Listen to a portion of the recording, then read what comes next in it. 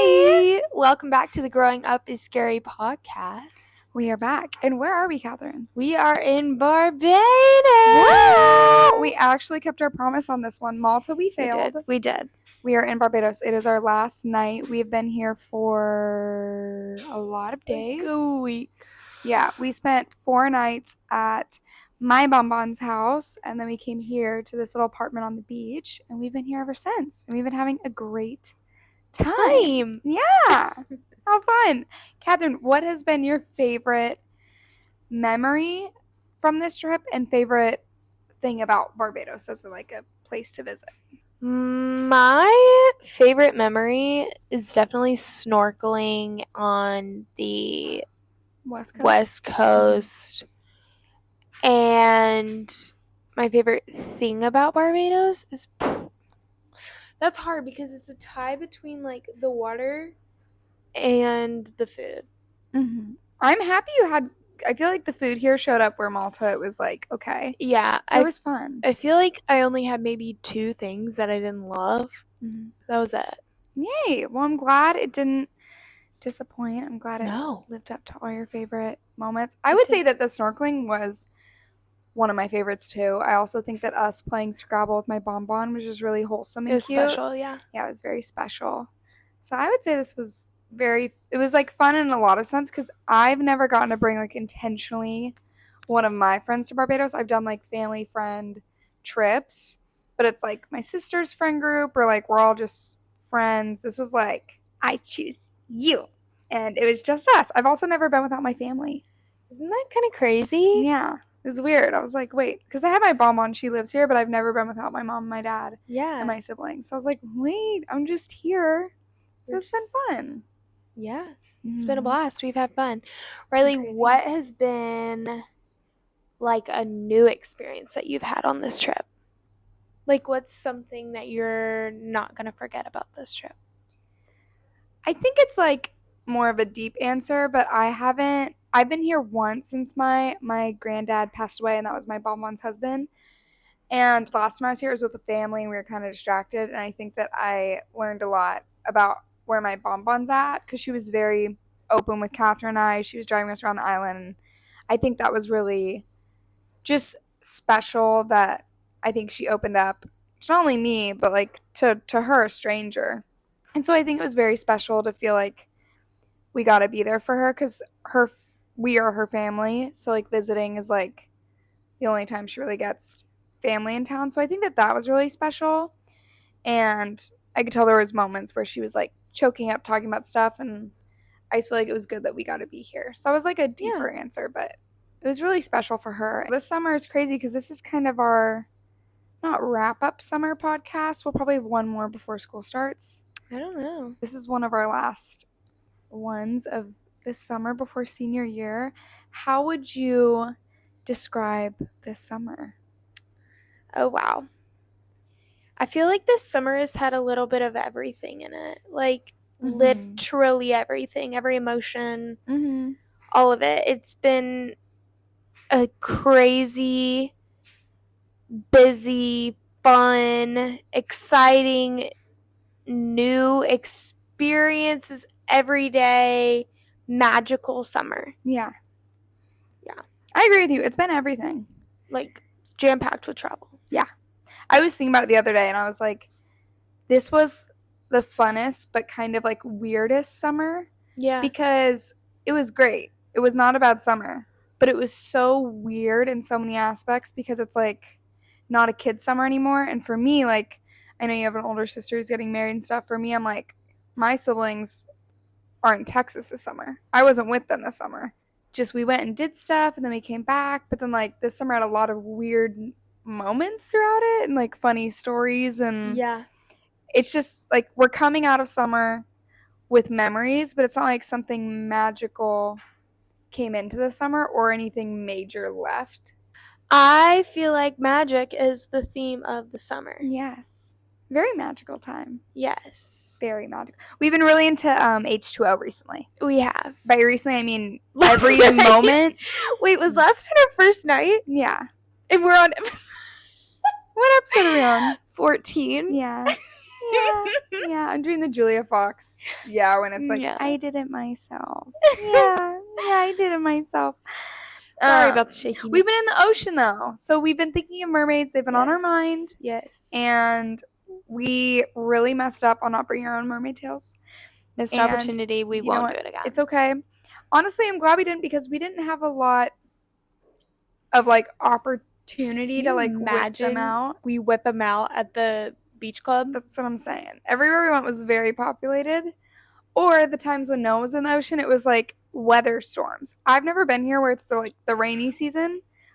And it's been raining a lot, which is good for the island. But also, we've been having a lot of wind and waves. And today we looked at the ocean and we said, I don't think we're going in that.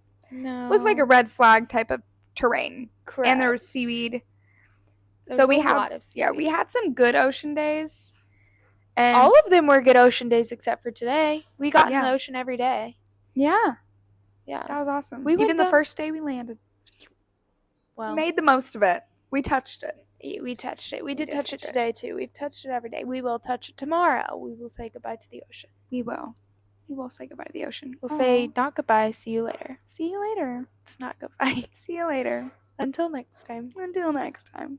So, Catherine, what has been your major personal growth this summer that you feel like you might have had? And then what do you want to keep working on this year? Here's the thing, friends at home. Mm-hmm. Riley likes to pop these super deep and thoughtful questions out of the blue. Really casually. And expects an immediate answer. So, mermaids, so, like, what's your deepest, darkest personal fear? And what are you most insecure about? What was the question again? What has been your biggest thing that you've noticed from this summer that you've, like, feel like you've shown personal growth in?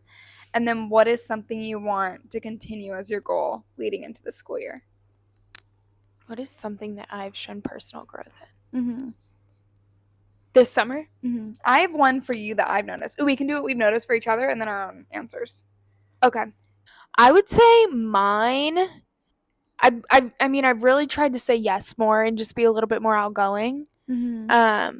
And that, I guess that's the same thing that I would like to continue. I will say I would like to increase in the confidence category a bit, but I think that also comes with a lot of time. So that's probably my answer for those two. I would say I noticed similar. You've been so outgoing and you've put yourself out there. Like, there have been moments where I've, like, dangled the hook of, like, do you want to maybe do this? You don't have to. You definitely don't have to, but, like, do you want to? And she's like, yeah. And, like, you went to a moonshine tasting with me. And, like, you didn't have to go in general. It was people you didn't know, not your friend group. And you went, not only that, you wanted to participate in your comfort zone. Like, you did everything that you wanted to try, but in your own way, which I thought was really fun, because it was never like you went to something and you were like, oh, everyone's doing this, let me do it. It was like, there were times when you're like, no, I don't want to do that, but I'll come and hang out and, like, I'll have a fun time. Yeah. And, like, there was nights when you were like, oh, I'll have an early night, and you were like, you know what, let me stay a little later and just be a part of the group. And, like, I feel like we had so much fun trying things out of, like, our comfort zones, and, like, it was just cool. I can see you just getting, and there were times that I'm sure you probably inside were feeling different than how you came off, but you seem so, like, just present in all these moments and, like, happy, and, like, you didn't come off stressed or anxious. Like, even in Malta, I'll never forget, we were at this club, like, full-on club, packed. Catherine, like, how are you doing? And you're like, I'm super stressed and I don't want to be here, but you have this beaming smile. I could tell she was giving all her effort to, like, be in the moment and say, like, you know, I went out and I did this. You really put yourself out there and you tried. Yeah, we had a really rough night that night. Getting out, there was a fight. One thing about me that I've noticed is how to tick me off instantly is if you're flaky or change plans. And, like, that will make me lose my mind. Yeah. Is, like, flakiness for sure. Like, if I say, oh, we're doing something, and someone's like 30 minutes before it's happening, they're like, actually, I won't do it, or like, yeah, or like they're not responding. Oh, I love organization and when people don't have plans in order. So that was, yeah, It was a bit stressful. We ended up having a great night. Mm-hmm. I did want to leave the club. Fair. Not my scene. Fair. But I also was kind of proud of myself for when we went outside and it was us four. And they were like, do you want to keep going? And you were like, what do you want to do? And I was like, I do want to go back. Yeah. Like, I was like, I actually. Perfect. Because I'm very much a people pleaser, and I'm always like, but if you want to stay out, or I'll just be like, Catherine would, like, offer herself up to be like, anything could happen to her if it makes the other person happy. Like, oh, you need to practice your suturing? I have an arm. Like, you need to try an experimental drug. Will it make you happy? I'll take it. Like, you will do everything for everyone else. And that was a moment I was really proud of you for doing that, because she could have so easily been like, yeah, let's stay out. And she was like, you know, I think I'm ready. That was a good example. You went out of your comfort zone, but you also were like staying true to yourself. There was a little boundary there. Yeah. It was nice. We had it, and then we came home and we had a good night.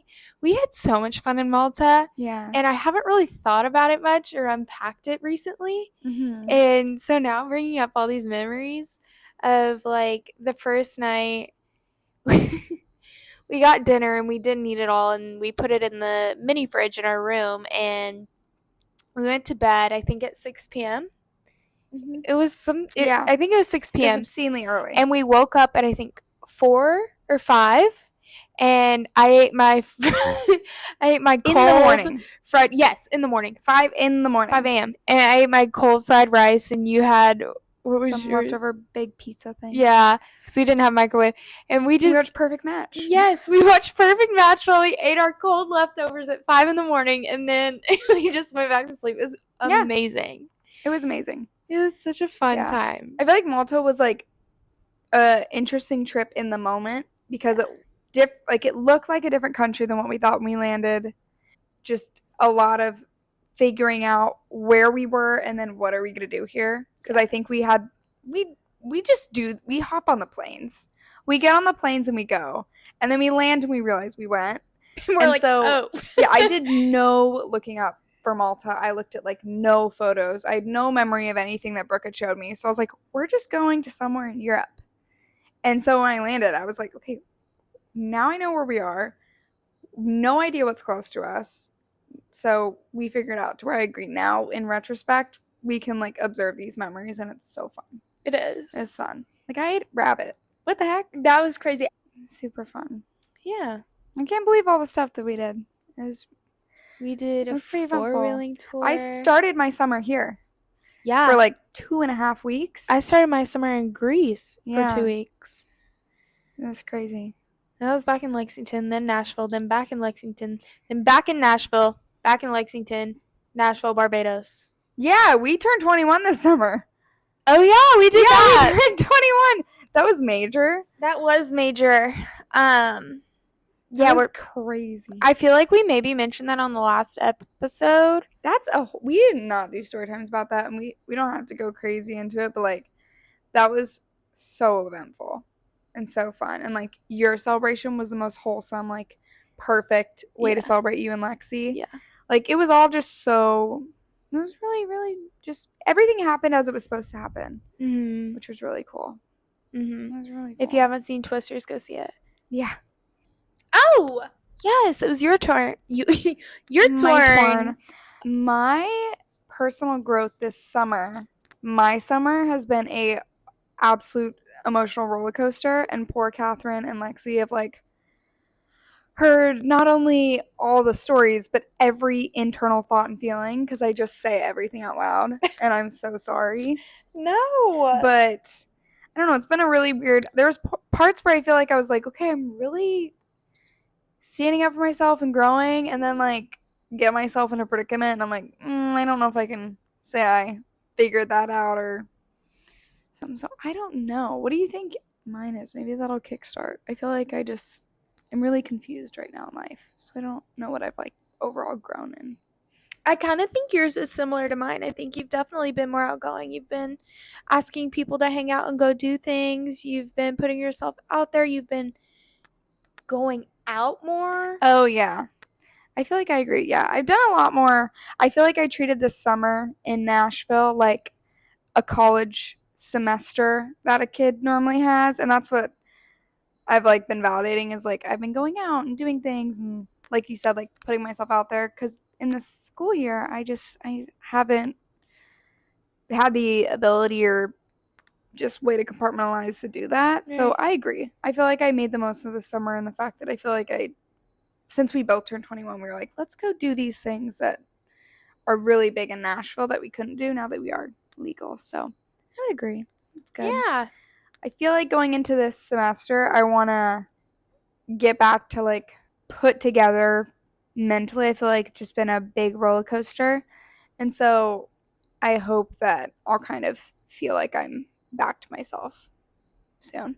I feel like myself. I just feel like someone took my puzzle, mixed up the pieces, and like hid one. Ugh. So I'm like trying to solve a puzzle, and there's like a few missing. Are and you like angry? That would make me so angry.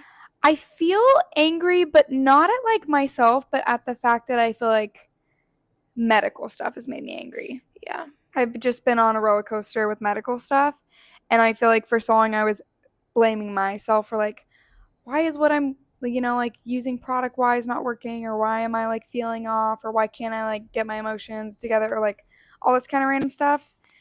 And then I feel like I figured out some medical stuff that made it to where I was like, okay, this isn't my fault. Like, it's okay. But now I still have like a journey ahead of like getting back to that homeostasis. Totally. So I don't know. I hope I figure that out. You're on the right path. Thank you. I hope so. I feel like I've taken I feel like I've been driving like Bonbon in my life, and I need to start driving like Catherine. My Bonbon's a crazy driver. Crazy is kind of putting it lightly. Yeah. It's been wild. I've been kind of, you know, trying to loosen the reins a little bit. Mm-hmm. Be 21 for a moment. Ah, be 21. Be our age. Be our age. Because we aren't. No, not at all. Not at all. Like, I was thinking about it when we were reading the little guest book for this place, and it was like people on their honeymoons and all these big things. And I was like, we're two 21-year-olds just acting like we took a little like getaway trip. Which is so fun. We are so incredibly blessed to have been able to do this, and it is not lost on us at all. No. Like, I can't believe we did it. No. At all. No. I can't believe we did it at all. I remember us literally talking about on this podcast, like, we think we're going to Spain, or we're going to be traveling this summer. Yeah. And, like, we did it. We did. And it's not stopping. We're going to keep traveling, keep experiencing new places. Now, I don't know when that will be. Well, I know whenever I go home on a break, I'll see. And at some point, you'll have to go to Austin, because I think Austin will be fun. Especially since we're moving sometime. So allegedly. Your clock is ticking to see my home and my place and my pets and all the things. So all the thoughts I'm thinking of now are like the scary topic, and the scary topic is school. I was going to ask some questions on like, what are your goals for this last year? Because Catherine was supposed to graduate in December, but the good Lord planned she gets the whole year to still be a young and free. Which I had planned, like, always to graduate a semester early so I could get into working, get out of school, because I've never liked school. I mean, I'm not kidding you, from preschool. I never liked it. Day one, I was like, get me out of here. Mm-hmm. And so I worked really hard, taking summer classes. Also, I could graduate early.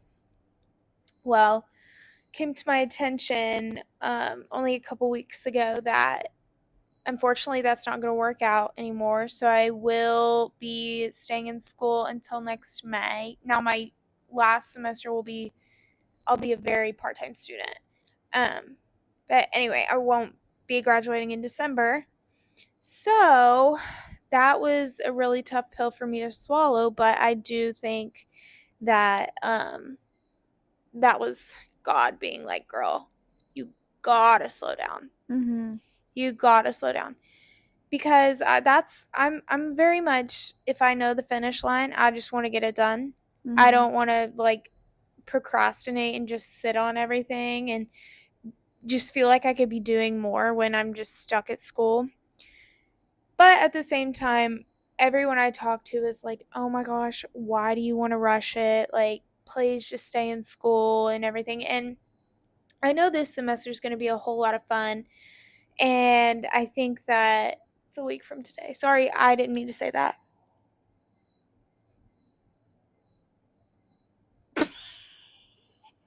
So sorry. I'm so sorry, but it is. And it just really is hurtful. I have so much stuff to do when I get back. I'm literally gonna land, sleep, open up, laptop. Yeah. I have so much. Like, this is crazy because it's the last year, but I feel like in my brain, it doesn't feel like a last year because it feels so long during the school year. Yeah. With like everything. Yeah. And this semester, I hope that the busyness will make it. Well, it's. I want the first semester. I want it to go by quick, but I don't want to get to second half of senior year quick because that's the one that's really hard for nursing. This first one I've heard is like gonna be just the typical anxiety inducing and end of life stressors, but like end of life. That's like the anxiety I get of like if you like fail, like you're okay. not actually, but I think, in my opinion, I think that you're going to be pleasantly surprised with second semester because I think you underestimate yourself a lot. I would hope so. To academics. Academics, that's the word. Well, thank you. I appreciate that. I think it's just the stress management because I've noticed like every semester, sophomore year was the worst, which I feel like for a lot of people, sophomore year and like freshman year, it either is like one of those two that like kill you. Would you agree? Was yours Mine was freshman year? Yeah.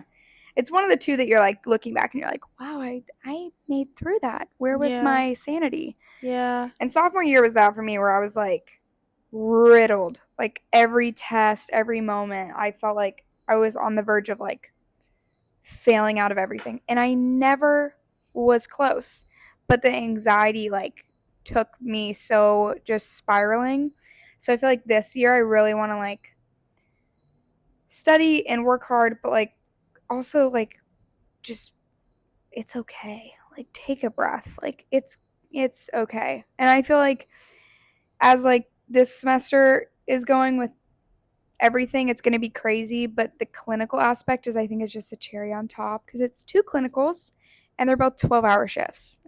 But it's okay cuz we're going to get through it and you're going to get through this semester and I'm so happy the second semester will be lighter so that you can really I feel like enjoy and like hopefully feel that balance of like enjoying school because it's really hard to enjoy school if you're the person that doesn't enjoy it.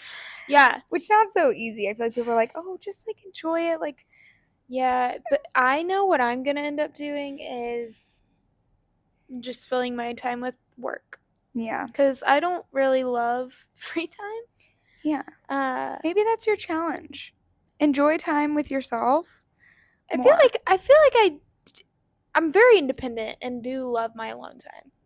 I don't know. I think I'm so excited to be doing what I'm gonna be doing that I want to start. Yeah. Which is good. I get you. Yeah. And school's fun for people that either don't care about academics that much, in my opinion, or people that their majors are easy, or they just love partying and taking advantage of the fact that they can. Like people that I know that are like, oh my gosh, I love college. They're over the moon.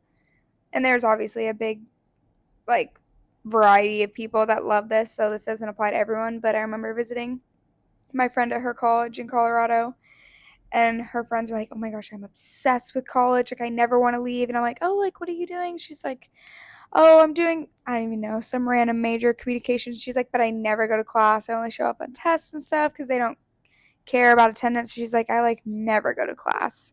And I'm like, what do you do? She's like, I just hang around, we always go out. And she's like, it's just college is the best. I'm like, well, duh, you've no stress, you've no obligations at all to attend to. And like, you're not doing a major that's like terrifying. So, my freshman year, being at a SEC school, a lot of my classes were also optional, but I still rarely ever missed. I don't understand how people do that. That gives me so much anxiety missing school. Getting So behind. much. I was the kid in high school and stuff where my mom would be like, "Oh, we're gonna miss this class," or like, "You're gonna miss a day," or "We're gonna whatever," and I would get so stressed. And I look back and I'm like, "What the heck was I caring about?" Yeah. Some like geography quiz, like Yeah. it's gonna be okay. Like same with all the stuff this past year. Like not that I would skip it, but like all the things that like riddled you and like I can still remember a lot of it, so I guess it's still pretty monumental to me because I'm like, oh, I can't remember no, I can perfectly remember what stressed me out. But you make it through, and so I feel like every time I see something, like when I make my calendar at the beginning of the year, I love doing it, but I also hate doing it because it's like so satisfying, but also so Stressful. daunting. Yeah. But I look at the things that are like, okay, the first exam and the first this, and I'm like, okay, I know when I'm writing this down in 5 seconds, I'm going to be there to take it. But I also know just as quick as that day comes and it feels like the end of the world, I'm going to be done with it. It's all going to pass. Yeah, it's all going to pass. So I feel like that's like my trick to like stress is like this feeling is just the fear, but it's like if you accept like I'm going to have an exam basically tomorrow, it'll feel less scary when it happens. Right. Although saying that kind of drove me crazy. Yeah, it does. Kind of drove me crazy. What I am a little, I wish sometimes that my major was less paper based. Because, like, I have to do a lot of research and a lot of papers, and I have to do a lot of tests. I kind of wish I didn't have to do papers and stuff. Because I feel like you rarely write papers. Yeah, I had to do it a lot freshman year. Now I don't really have to write papers, although I am taking a film experience class, which I will be writing papers for every week. I'll be in first year writing where I'll be writing papers. Yeah, okay. Well, we can go to the library together or whatever. We can do papers together. That could be our like trauma bonding time. We do our homework together. See, it's so stressful. It's interesting your perspective because I feel like it's kind of the grass is always greener because in my perspective, I wish, and me and my nursing friends, we all say we wish we had like I in my mind, which could be very naive and false to say, but I would trade having an exam for like 15 assignments because I know when I finish an assignment, it's done. You can let it go and you know you completed it and you know exactly what was required, everything to include, and like you can let it go. An exam, which a lot of nursing is just studying, you can never feel at peace with letting go because it's like you always know you can review it again, or you look at your other friends that are like posting like nursing like, oh, we're studying the library, and I'm like, oh my gosh, what if there's something I'm not knowing? I don't know what's on the test. It's like one of 3 chances the whole semester to like show that I can pass the class. So for me, I would much rather have a ton of assignments that I'm told exactly what I need to do and I can close my laptop and know it's done than have an exam. But that could be naive. Well, from the perspective of having both, like I have classes where I have exams and papers, and I have exams where I only have either or. So I would say, personally, honestly, I don't know which one I prefer because I do understand your point of view and also agree with it. But at the same time, writing papers gets so monotonous and just kind of stressful. Yeah. Have you used the writing center? No. Oh my goodness. I would sign up. I remember freshman year because I had this one professor who the class was denying the Holocaust. I knew it was going to be the Holocaust class. And he was the worst professor ever. His Rate My Professor is awful. And he literally said the first day of class, if you wanted an A, like you're gonna want to swap. Like you're not gonna get an A with me, which is always that's super infuriating awesome when professors say that. Like yeah, but yeah, I also see how that would be super helpful and definitely will look into that. Yeah. I only did that with that one professor though. The rest of them, especially because third year writing was in the depths of real nursing, I was like, if I get a B or a C on this paper, I don't care. And they always ended up fine. Like I think it's really hard to let go of the straight A thing. Yeah. And in nursing, you just cannot have an A because the grade scale screws you because to get an A, you need a 90, like 3 and above average. And to get in the 90s on all your exams is impossible in general. And then to get up to a 93 you can't do it. So I remember there was one semester I got like a 91 in that class, and I was like, oh my gosh, and it was a B. And I was like, are you kidding? Like, what more do you want from me? And so I think I let go of that expectation of perfection, and I was like, I need my sanity more. So I'll just pour everything into exams, and then the rest of it, I don't care. Yeah. So that's why I look at this film experience class. I'll give it my all, and I'll put in effort and stuff, but I don't care. Yeah. I care about a lot of things, and that ain't one. That just won't be one. This year is going to be very interesting, but it's crazy because we're going to end the year. By the time I graduate, I will already know my job lined up, optimistically. I will be studying for the NCLEX, which is crazy. And you will have your job lined up. Yeah. If everything goes well for the both of us, which it will. It literally will. Prayers up. But it's just crazy where things will be. In a year from now. I know. Isn't that Less crazy? than a year from now. And it's going to be here tomorrow. And I'm just accepting that. Yeah. That means it's going to be Christmas in like 2 days. It's going to be Christmas in like 12 hours. Yeah. Merry Christmas. Merry Christmas. Happy holidays, everybody. Happy holidays in August. Happy holidays. You know what's a big story time we have to do? What? And we have to do this. What? Our favorite character. Our favorite actor. They know nothing about our favorite redhead in the whole world. Boy, do we have a story for you. Boy, do we have a story for you. All right. Fregley. You're outing him. Name it all. Yeah. And you can look up, if you want his real name, Google who plays Fregley and Texas Ranger in Talladega Nights. Here is how it goes. And he's never gonna see this. If you do see this, I don't even know how you did, but cool. Hi. Riley's out and about, okay? Setting the scene. We're at the bar. We're chilling. I'm intoxicated. I'm not sober, if you get the drift. I'm intoxicated. And we're at our favorite bar in Nashville, and I'm with other friends. Not me. Catherine was not here for this moment. Whatever. She's still to meet him, and it's happening when we get back. It is happening. I'm so excited.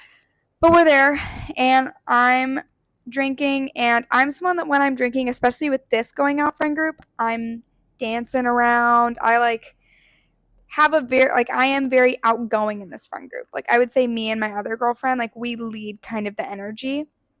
And this guy starts dancing with us, and we go during weekdays when they're chill and it's more local.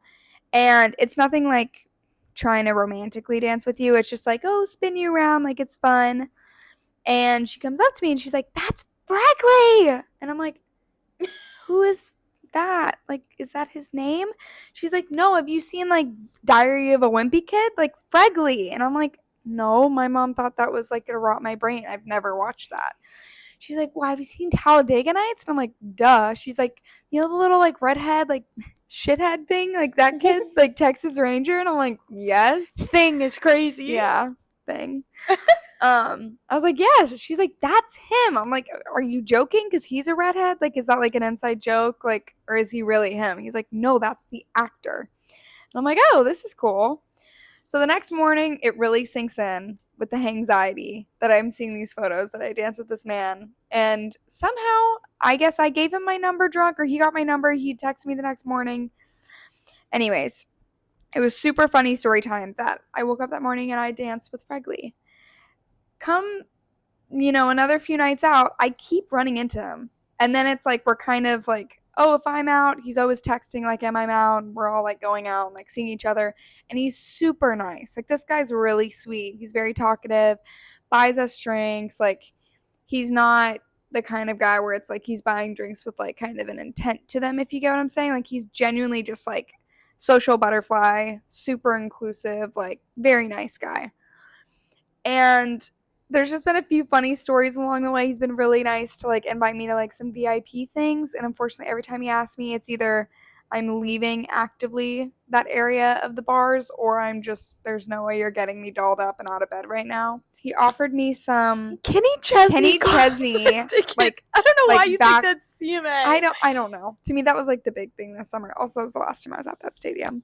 But he offered me up some like very nice Kenny Chesney tickets and stuff, and he ended up not going, and I had already been going with my you family. Were literally there. I was in my seat at the concert when he texted and he was like, oh, sorry, I was getting tickets. And I was like, I'm here.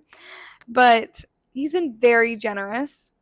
I think I've just been hesitant on how friendly to be because I don't want to lead him on, and I feel kind of guilty being like, yeah, I'd love to go to these events with you, and like, I'd love a free concert ticket, but then if he, God forbid, ever tries to make a move, I'm like, ooh, but we friends though.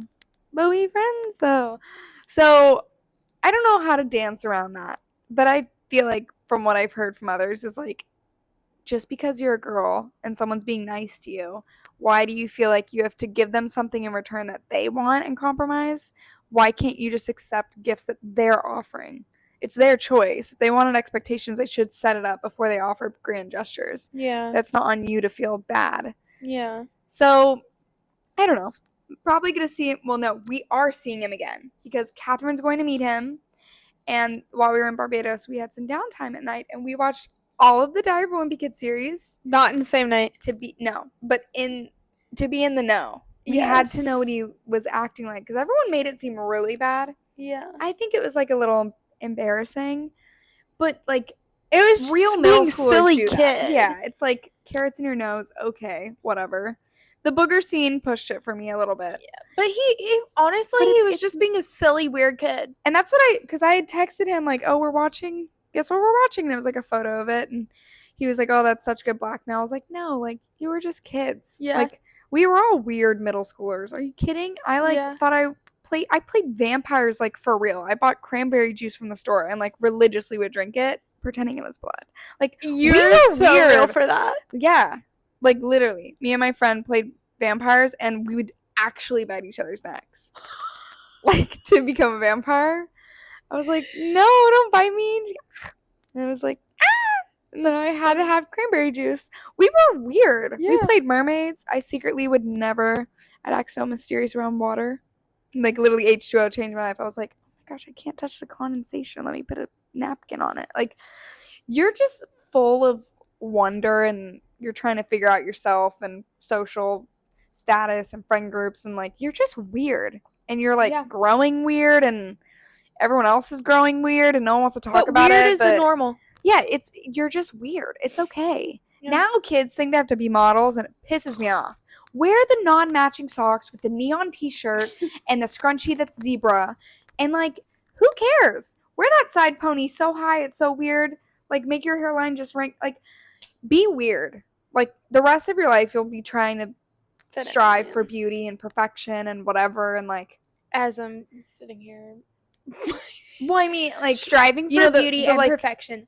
Well, you know, when you go out, you have to have, like, pride in what you're wearing. You think it out. So like, awful. What if we're also in the phase where I think this all the time, and I'm like, I want to look good because what if I meet my husband today? Or what if which is so too high up there. But, like, when you're a kid, who cares? Be weird, Fregley. Or you were weird. And I was about to be like, I love it. But no, I don't love it. But you do you. We love him expressing and you got paid. If I got paid to be weird, heck yeah. I would like to know how much you got paid. I know we can't ask that. I think if I'm drinking, I can ask it. You think you would ask it? In a joke. I can see 5 or whatever. Not 5. He was like 12 or 13. He doesn't care.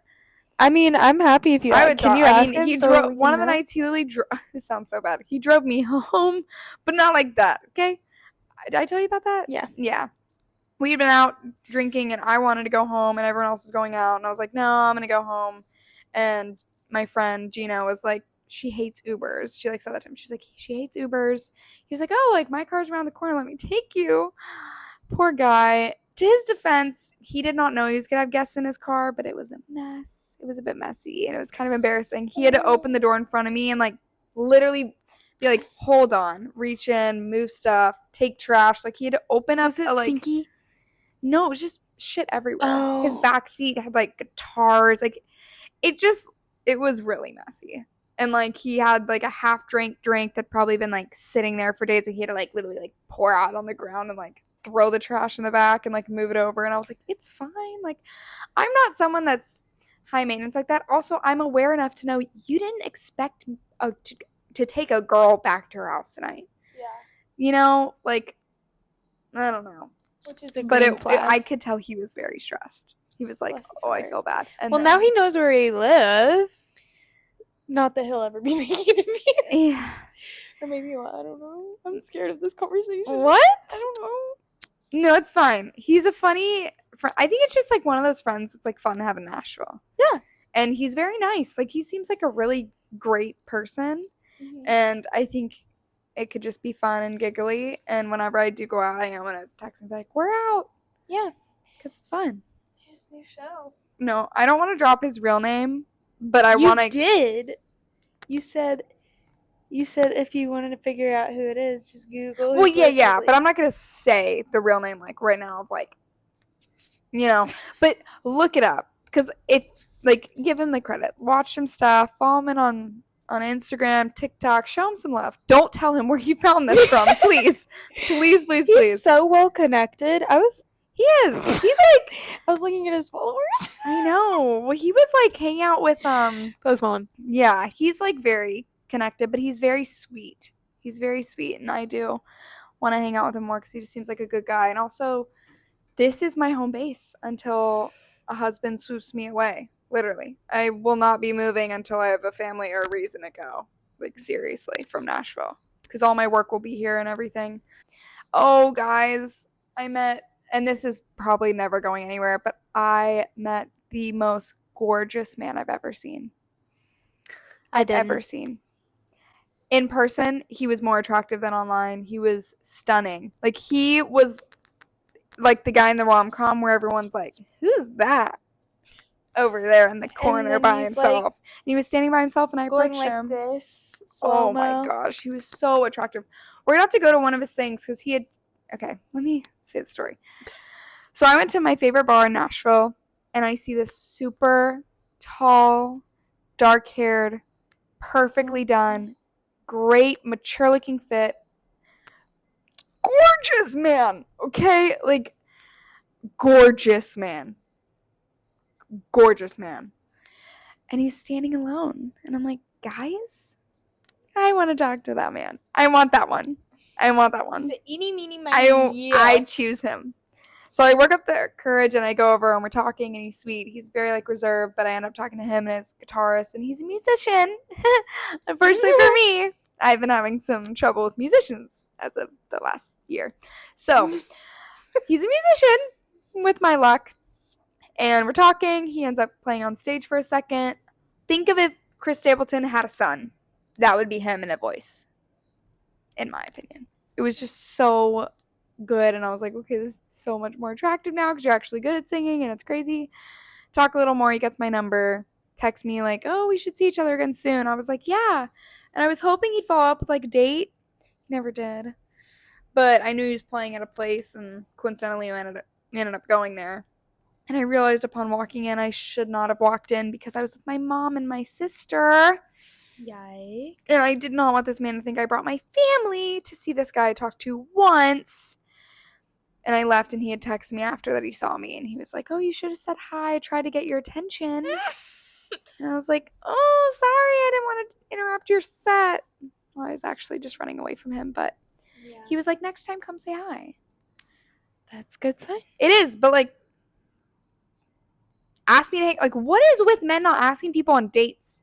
Except on Hinge, and I'm very scared. People ask me on dates on Hinge, like time and date, and I'm very scared about it. Lexi thinks I should go on dates, and I'm very scared. I don't know. Who knows? But the men I meet in real life, they don't do that. None of them. None of them ask on dates. It's like, see you around. Like, I'm not too scared.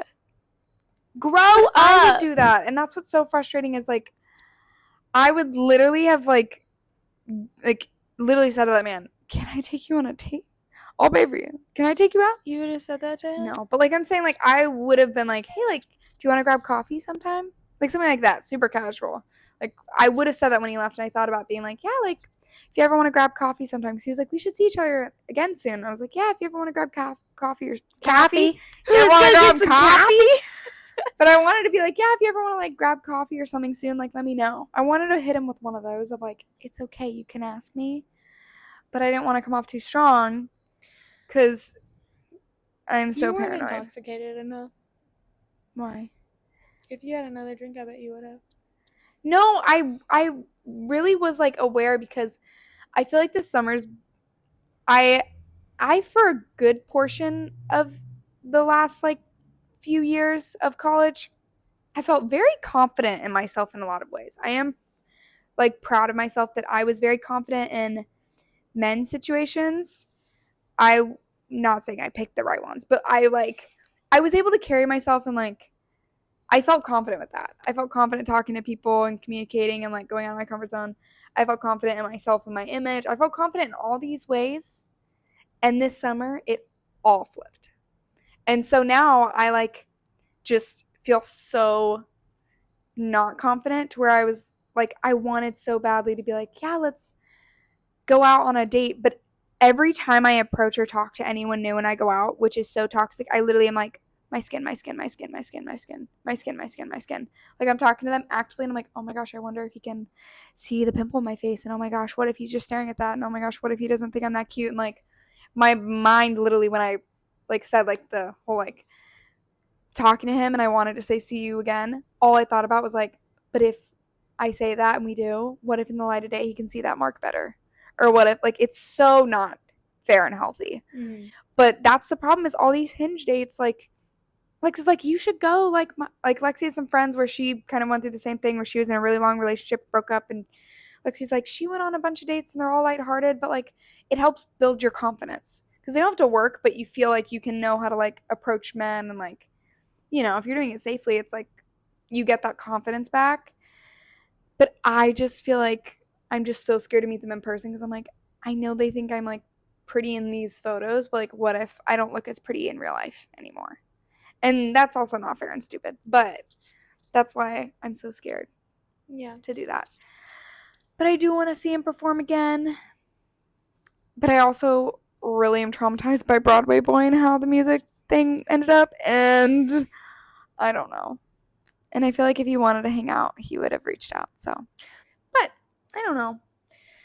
Confidence, that's our thing this year. Yeah. That's our goal. Yeah. It's been a weird year. It's been fun, but we will have a story time. I'm hoping literally Monday. I don't know how I found this poem, but I came across this poem and I wrote it on the notes, and you didn't understand it because it's called Wild Geese. And you were like, I can't wait to hear about wild geese, but it was really this poem. Oh. And I think that you will like it. Okay. So I'm going to read it. You do not have to be good. You do not have to walk on your knees for 100 miles through the desert repenting. You only have to let the soft animal of your body love what it loves. Tell me about despair, yours, and I will tell you mine. Meanwhile, the world goes on. Meanwhile, the sun and the clear pebbles of the rain are moving across the landscapes, over the prairies and the deep trees, the mountains and the rivers. Meanwhile, the wild geese, high in the clean blue air, are heading home again. Whoever you are, no matter how lonely, the world offers itself to your imagination, calls to you like the wild geese, harsh and exciting, over and over announcing your place in the family of things. Isn't that a good poem? That is really cute. I really like that. Me I too. like the wording that the author used. I do too. Oh my gosh. Sorry, that reminded me of another sweetest little memory. So my grandma, and I don't know why, she's always said she's going to write me a poem. Oh. And she finally finished her poem, and she was like, I'm going to print it and frame it for you. And so I'm so excited because I've never heard it, and I'm so excited for it. That's really exciting and it's so a really special. Intentional gift. Yes. Aww. So I'm so pumped. But anyway, I found this wild geese poem, and I resonated with it a lot, and I thought it was just awesome. I love that. And you can interpret it in a bunch of ways. I like that. I need to look up more positive poems because when I write poems, they're all like rage dumps. Yeah. Like, or really sad. You suck. They're like, I think they're like decent, but they're just like always. Guys. No. I didn't take it like that. I instantly understood what you thought you said. No, I didn't take that. She doesn't mean I suck. She means like in the poems, because they're at people. If I can say that, you can cut that. Yeah, oh my gosh, yeah, they're totally for people, and they're like my emotional way of dumping things. Because recently I've had really bad trouble sleeping, and so I've just had a few things that will not get out of my brain, and now they're invading my dreams, and it's really rude. And I don't know. I don't know who consented that. Yeah, I didn't. And so when I'm up really late, I just will purge my emotions, and I do it in like poems or like writing a paragraph, which I don't really do paragraphs now. I feel like that's only associated with breakups. That's what I've noticed. But I do poems just for feelings. And I feel like I need to do like happy ones. Yeah. Because mine are all really sad. But like fair. I don't think I've ever written a happy poem either. No. I've noticed that too with like whenever I was talking to Broadway Boy, all the songs they were writing, I was like, do you ever sing like write happy songs about beer or anything, like, you know, like country, like shake it for me, girl, like stuff more positive? Because he would always show me his songs and his demos and like the voice recordings, and they're all really sad. And he's like, I feel like sadness slips off the tongue easier. I feel like it's easier to write lyrical stuff about like hard stuff, yeah, I can, than like happiness. And in my mind, I was like, I think that's because we're unhappy. And I think it's what's in our mind more. I think we can resonate if you're like in a sad spell to write about. Also, in retrospect, looking at what he was going through, I think that's the case. He was going through a lot. But I think it's easier to write about what you're presently feeling. And him and all of his friend groups that were writing songs were all recently broken up with, and like probably pretending to be fun and going out, but like they're all writing these sad songs about love failing. And I'm like, guys, I think someone cooked here, and I think it was heartbreak. So I don't know. I think on joyful days I probably should think to write a poem, but I only think to really get to cracking when it's emotional turmoil time. But that's okay. That's gonna be our next brain workout. We're gonna write a happy poem. Did you have to do that? I had a teacher in high school where at the beginning of every class we had to free write for 5 minutes. Yeah. We were not allowed to put down our pencil or stop writing. I had teachers that were like that. So I think that's a good, I think it's a good skill exercise. Though. I feel like there's a big, deeper meaning, and I feel like for me, I would think as a teacher, the secret, real meaning to making those kids do that is a lot of kids are probably going through things they would never tell anyone. And I remember those teachers that would have us do that would always be like, no one's ever going to read this. And I think it was kind of a really smart, like you want to go into maybe teaching, I think you should definitely do this if you do go that path. Because for me, I think of it more. I don't know if I would teach writing though. Well, no, you could do any class. Yeah. It doesn't have to be writing. Yeah. You could still be like, you know what, we're going to, before we learn anything or process new information, we're just going to purge how we feel or whatever we want to talk about. Because as a kid, I remember thinking like whatever was in that moment I was feeling, and it was forever. Yeah. And as a teacher, I would think it's so much more of an insightful thing of a lot of kids, they might not have people to go home and talk, you know, their day to, or they don't feel safe at home, or all the big world things that some little kids have to deal with. That probably was such a good moment for them to just, you know. Yeah, I have a lot of things I want to do as a teacher, but I don't know if I'll ever be a teacher, so I don't know. But if I am. My mom wants me to be a teacher. She thinks I should be a nursing professor. Like, bad. She really wants it. She's like, you would be really good at teaching. But also, you need to do what you are called to do. I could see, like, down the road, because part-time Belmont teachers make a lot of money. They get paid a lot for part-time. I'm pretty sure that's what Lexi says. I just have such a hard time talking about Belmont's finances and where they go. Yeah, it's a good mystery. I would like to think because they raise tuition again. Look it up. It's obscene. Every year they do. Yeah, they do. I don't know how they get away with that. But I would love to teach. I feel like I really do love explaining things, and I've noticed that every time I study with my like really good friend Anna, I'm really good at kind of making things. I know we'll get to see Anna soon. It's so exciting. I need to text her. But I really felt like I did feel like in the moments when I was like, you know what, I really explained that well, or that clicked for her, or that clicked for me. I would like to do that for kids, especially because nursing is such a traumatic thing. It would be nice to be like a positive instructor. Yeah. I just would have to do more schooling to do that. Yeah. And don't want to do more schooling right now. So we'll see. We'll see. But yeah, this summer has been crazy and it's been fun. And when I get back, I'm going to spend my daytimes doing the things I need to do for school and probably begging Gina to go out a ton because I just need to feel like I made the most of this last bit of time because it's about to be gone. I'm trying to think of any last little. What was I? Oh. Sorry. No, were we thinking the same thing? What were you thinking? No, we were not. Okay, what were you thinking? So I have a really, really, really bad Minty bee before every school year. Like really bad. Where I contemplate going Is that back. mental breakdown? Yeah, Minty bee. Mm-hmm. Okay, I never knew what that meant. And that's I thought about it and I figured it out. And that's okay. Okay. But I do like to the point where every year I consider not going back. Mm-hmm. So I am honestly, my parents are going to be so proud when I graduate because I don't think that they think I am. I don't think they've ever been like, oh, she's going to make it through. Right. But I'm just like, I know that's coming and I know it's going to hit me. And I'm like, it's like a countdown. That's why like my phone is honestly like my not so safe place right now because every time I look at my phone, there's an email. Yeah. And a lot of them. Stop emailing us. Well, the problem is, yes, stop. But also a lot of mine are like, I need to do something.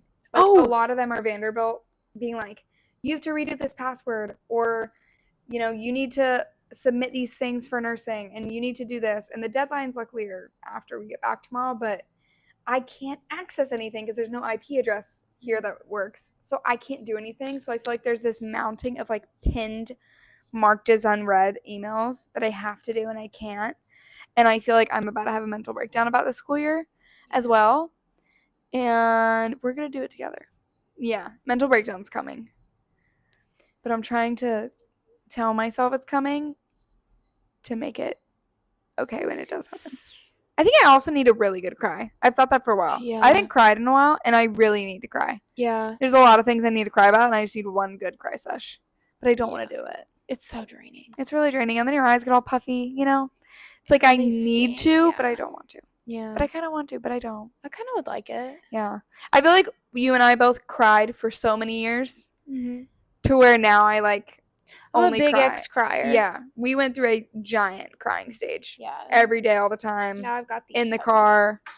We cried all the time. And so now I only cry for very few reasons. It's either school or like niche personal stuff. Mm-hmm. And so I don't like crying now because I feel like we associate it with like, oh my gosh, so much crying. So now I don't like to. But I feel like I need to. Yeah. And it's a chore. It's like, okay, when can I book in crying? Like, ready? Yeah. It's also so hard for me to get to cry. Yeah. I'm not asking for tears. No, I feel like the only time I really like it will hit me is when I'm talking about something and it randomly will like come into a moment. Yeah. Or randomly I'll just be off guard thinking a little too hard. And I'm like, oh, shoot, I'm getting emotional. Let me reel that back in. It's never in the times you're like, you know what, I'm in my room and I have my water to rehydrate. This and is I'm the with my cats time. And I can weep. It's never. No. It's like I'm out and about and someone said one thing and I'm spiraling and now everything's ruined. Yeah, now I'm going to cry about it. Yeah. On top of the 13,000 other things I've been pushing off for months. Right. So. It's like, okay, I'm done crying about that. Next topic, let's go. It's like, wait, what's next on the... Okay, this one. Yeah, this one's bad. So, yeah, I feel like we should leave off on a positive note. Well, that's what my, like, when we both did it, mine was, what's your growing up is scary lesson to end? Because we didn't do that last time. And we said, you'll get it this time. So we can think for a moment. I'm trying to think of my growing up is scary lesson. Didn't. My growing up is scary moment is to say yes.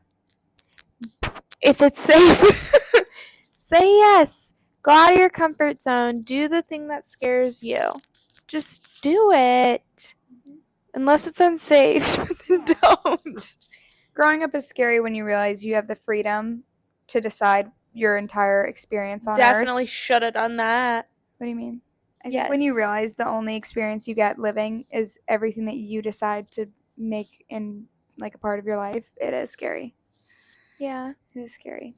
I think this is like what I've been processing through a lot of things, and every time when I get upset over niche things, I try to remember this. But growing up is realizing, and this isn't, I'm not saying this in like an invalidating way, but growing up is realizing a lot of people are going through a lot harder things, and like you can get through it in a positive way.